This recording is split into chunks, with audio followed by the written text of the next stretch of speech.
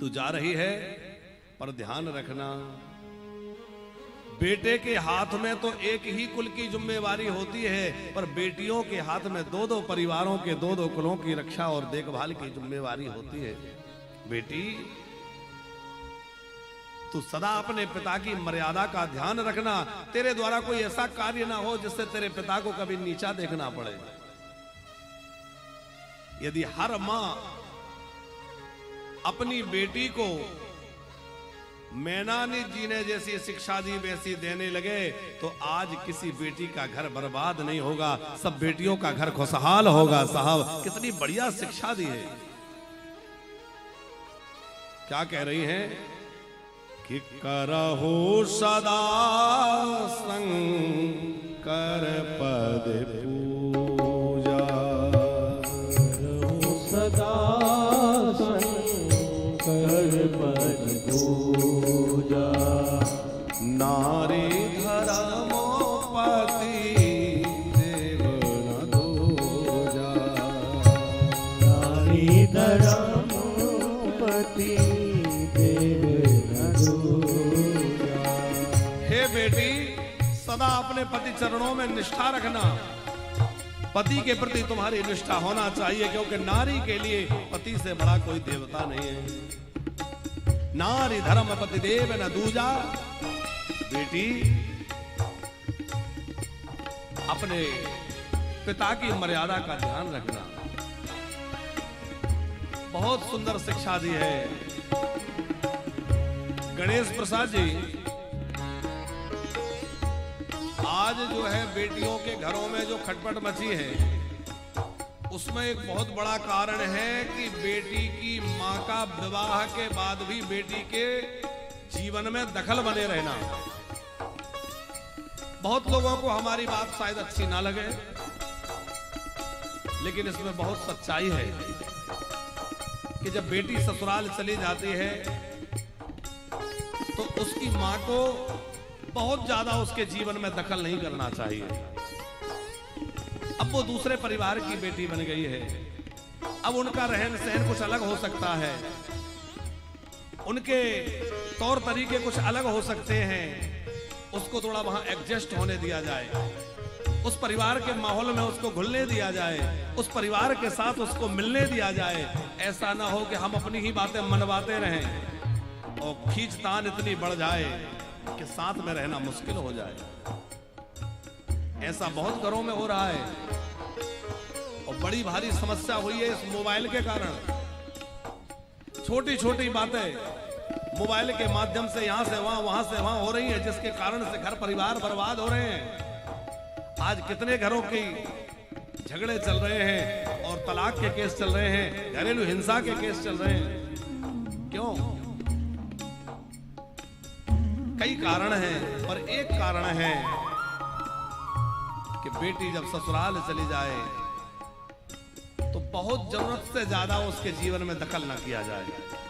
उसका कुशल समाचार जानना हमारी जिम्मेवारी है। वो कैसी है, उस पर कोई समस्या तो नहीं है, ये बात जानना बहुत जरूरी है। पर छोटी छोटी बातें नहीं। अब होता क्या है गणेश प्रसाद जी, ससुराल में थोड़ा किसी ने कुछ कह दिया और उसने अपने घर फोन लगाया, घर वालों ने कहा अच्छा ऐसा कहा, हम देखते हैं उनको, ऐसा कैसे कह दिया। अब वो बेटी सुनेगी किसी की बात?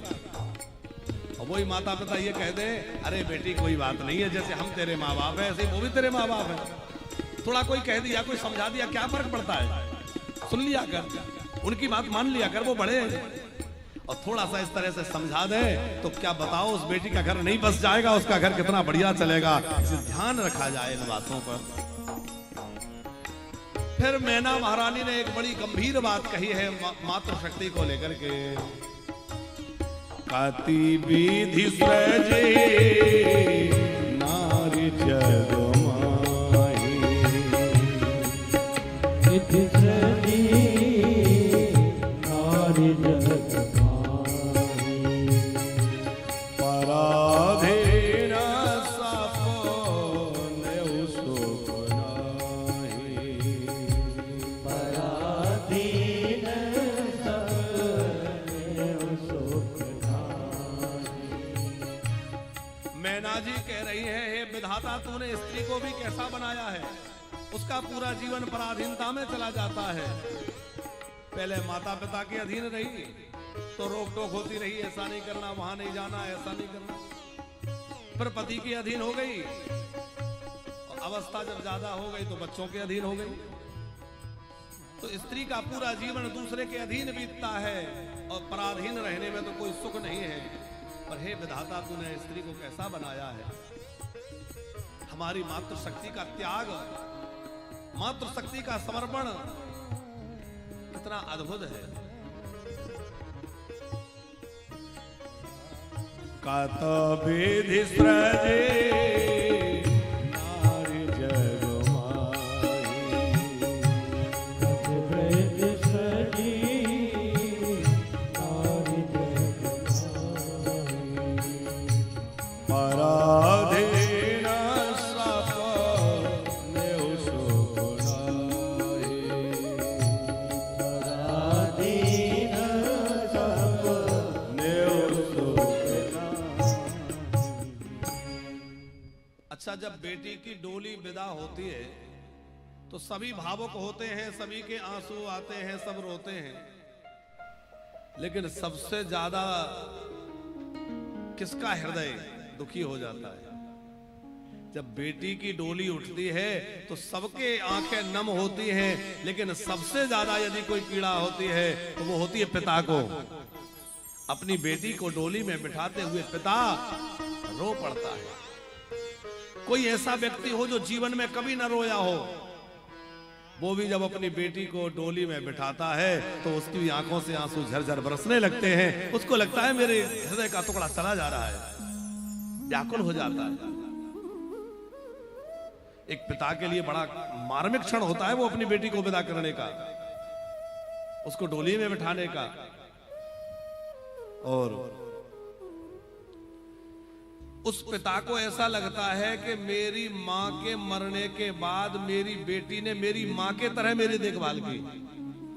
कई बार ऐसा होता है, आप थोड़ा सा विचार करिएगा गणेश प्रसाद जी, कि बेटा ध्यान ज्यादा नहीं रखता, पिताजी ने भोजन किया कि नहीं किया इस बात का बेटे को ध्यान नहीं रहता। लेकिन बेटी, यदि पिताजी ने एक रोटी कम खाई है तो बेटी पूछ लेगी, पिताजी क्या बात है आज आपने रोटी कम खाई है, आप परेशान हैं, आपको कोई समस्या है, आपकी तबीयत तो ठीक है। बेटी को चिंता हो गई, आपने दवाई खाई कि नहीं, आज आपने अपनी दवाई नहीं ली, आज आपने मीठा क्यों खा लिया, डॉक्टर ने मना किया था। तो बेटी जो है कितना ख्याल रखती है। और वही बेटी जिस दिन डोली में बैठ के जाने लगती है तो पिता का हृदय फट पड़ता है कि आज मेरी बेटी मुझसे विदा हो रही है। और वह बेटी यदि ससुराल में जाकर दुखी रहे, उसको कोई सताए, तो आप बताओ उस पिता के ऊपर क्या बीतेगी। इसलिए देखो, पहले तो हमने ये कहा कि बेटी के माँ बाप को क्या करना चाहिए, पर अब ये भी ध्यान रखें कि कोई बेटी हमारे घर में बहू बन के आए तो हमें क्या करना चाहिए, इसका भी ध्यान रखना है कि नहीं। कोई बेटी हमारे घर में बहू बन के आए तो हमें अपनी बेटी से भी ज्यादा उसका ध्यान रखना चाहिए। ये अपना परिवार छोड़ के आई है, अपने माँ बाप छोड़ के आई है, हमारे लिए इसने अपना घर छोड़ा है। हम इसकी भावनाओं का बहुत आदर करें, उसका खूब ध्यान रखा जाए। हमारे श्री दशरथ जी महाराज रानियों से कहते हैं कैसा ध्यान रखा जाए बहुओं का। बोले जैसे पलके आंखों का ध्यान रखती है वैसे बहुओं का ध्यान रखा जाए। पलके आंखों का कितना ख्याल रखती हैं, उसी प्रकार अब आपको एक उदाहरण से समझाएं गणेश प्रसाद जी। एक अब तो की परिवार की बातें हैं, पर ये बातें भी समझना बहुत जरूरी है, क्योंकि हमारे घर गृहस्थी खुशहाल रहेगी तभी हम लोग भजन कर पाएंगे। एक सासू जी बरामदे में बैठी थी, बहू रसोई घर में काम कर रही थी। सफाई करते करते बहू का हाथ लगा, ऊपर जो है अचार का जार रखा हुआ था, उसमें हाथ लगा। अब कांच का जार नीचे गिरा, टूट गया, अचार बिखर गया। तो सासू जी से वैसे तो चला नहीं जाता था, घुटनों में दर्द है, लेकिन दौड़ के आई। क्या कर दिया, जब से आई है कुछ ना कुछ तोड़ती रहती है, मिटाती रहती है, तुम्हें देख के नहीं काम हो सकता। 10 बात सुनाई, बेचारी बहू परेशान हो गई। और एक दूसरी बहू, वो भी जब रसोई में सफाई करती है, सफाई करते करते 10 किलो घी से भरा हुआ एक जार रखा है, हाथ लगने से गिर जाता है। वो सासू भी दौड़ के आती है, पर वो क्या कहती है, बेटी कहीं तुझे चोट तो नहीं लग गई, कांच तो तुझे नहीं लग गया, कोई बात नहीं है और आ जाएगा, परेशान मत हो, आजा। अब आप विचार करो, दोनों सासू माताओं के प्रति बहू की क्या विचारधारा रहेगी। यदि थोड़ा सा संभाल लिया जाए तो हमारा घर स्वर्ग बन सकता है साहब। हम अपने घर को ही स्वर्ग बना ले, स्वर्ग प्राप्ति होगी कब वो तो बाद की बात है। अपने घर को कैसे स्वर्ग बनाएं, इस पर विचार करें।